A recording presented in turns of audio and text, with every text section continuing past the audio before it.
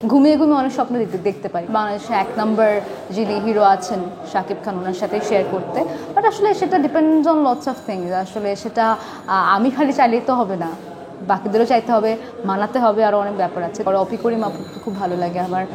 আপনি যার নাম বললেন তিশা আপু, দুই তিশা আপুই, ইউনুস তিশা আপু, তানজিম তিশা আপু, দুজনকেই আমার খুব ভালো লাগে। মেহজাবিন আপু, ফারিন আপুকে খুব কাছ থেকে দেখার আমার সুযোগ হয়েছে। তো সবাই আর কি, সবাইকে আমি দেখে শিখেছি আর কি। অভিনয় তো আমার বেসিক্যালি কোনো স্কুলিং নেই, তো আমি আর কি দেখে শিখেছি। ইভেন শুধুমাত্র দেখে শেখাও না, আমার ডিরেক্টররা যেভাবে আমাকে গাইড করেছেন আর কি। তো অবশ্যই আমি সবার কাছ থেকেই শিখেছি বলা যেতে পারে। বড় পর্দা নিয়ে এখন ভাবছি না, কারণ যারাই গেছেন তারা একটা পর্যায়ে যে তারা দে আর অলরেডি বিগ নেমস, তো তারা সেই পর্যায়ে গিয়ে দেখেছে বা সেই পর্যায়ে গিয়ে তারা সামনে এসেছে, বড় পর্দার সামনে এসেছে। এবং আমার মনে হয় যে আমি এখনও প্রিপেয়ার্ড না to face the whole audience of Bangladesh. তো যখন নিজেকে প্রিপেয়ার্ড মনে করবো অবশ্যই করবো, এবং অবশ্যই চাইবো যে বাংলাদেশে এক নম্বর যিনি হিরো আছেন শাকিব খান, ওনার সাথে শেয়ার করতে। বাট আসলে সেটা depends on lots of things. আসলে সেটা আমি খালি চাইলেই তো হবে না, বাকিদেরও চাইতে হবে, মানাতে হবে, আরও অনেক ব্যাপার আছে। তো সেগুলো যদি হয় অবশ্যই, আমরা তো ঘুমিয়ে ঘুমিয়ে অনেক স্বপ্ন দেখতে পারি, তো সেগুলো আমিও দেখি, তো সেগুলো না বলাই ভালো। ওয়ালটন এখন দেশের সীমানা পেরিয়ে পৌঁছে গিয়েছে 50টিরও বেশি দেশে। ওয়ালটন, ঘরে ঘরে বিশ্বজুড়ে। সবাইকে, আমি সিয়াম ভাইয়ের সাথে পার্সোনালি আমি কাজ করেছি, তো সিয়াম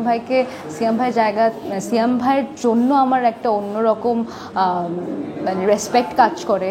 কারণ সিয়াম ভাই আমার প্রথম যে কাজটা হাইলাইট এসেছিল সেটা হচ্ছে পুনর্মিলনী, সেটার উনি হিরো ছিল এবং উনি আমার ভাই ছিল সেখানে। এবং আমি সবাইকে অনেক বেশি অ্যাডমায়ার করি। আফরান নিশো ভাইকেও আমার খুবই ভালো লাগে, আমি ওনার যত কাজ সেগুলো দেখি।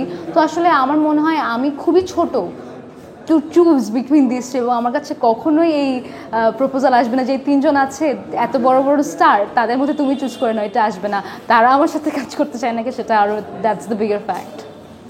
সেলিম আক্কেলের সাথে আমার স্ক্রিন শেয়ার করা হয়নি, আমার সাথে এই গল্পে ওনার কোনো সিন নেই স্পেসিফিকলি, কিন্তু আমি ওনাকে মানুষ হিসেবে আজকে দেখেছি, খুব কাছ থেকে দেখেছি অ্যাজ অ্যান আর্টিস্ট। তো উনি অসম্ভব ভালো একজন মানুষ, উনি অসম্ভব ভালো একজন অভিনেতা তো অবশ্যই। এবং আমি দেখেছি আজকে যেটা দেখলাম যে উনি খুবই প্রিসাইজ অ্যাবাউট এভরিথিং, সব কিছু নিয়ে, অভিনয় নিয়ে, যারা আছেন সেটা সেইটা নিয়ে। এবং আমি যখন ওনার সাথে কথা বলতে গেছি, উনি খুবই ওয়ার্মলি অ্যাকসেপ্ট করেছে, আমাকে জিজ্ঞেস করেছে আমার নাম কি, আমি কত ধরে কাজ করছি, এরকম। তো মোটামুটি কথা হয়েছে, এবং ওনার সাথে কাজের এক্সপিরিয়েন্স তো অবশ্যই ভালো, আসলে আলাদা করে বলার কিছু নেই। আসলে যাদের সাথে আমাদের কাজ হয়, সিনিয়র আর্টিস্ট যারা আছেন, আজকে মিঠু আপু সেটে ছিল। মিঠু আপু আমার অসম্ভব প্রিয় একজন অভিনেত্রী, উনি অসম্ভব প্রিয় একজন মানুষ, উনি সেটা থাকলেই আমার খুব ভালো লাগে। তো ওনার সাথে আজকে আমার অনেক দিন পরে দেখা হয়েছে। তো সবার কাছ থেকে আসলে অনেক কিছু শেখার আছে, এবং প্রতিনিয়তই শিখি ওনাদের সবার কাছ থেকে।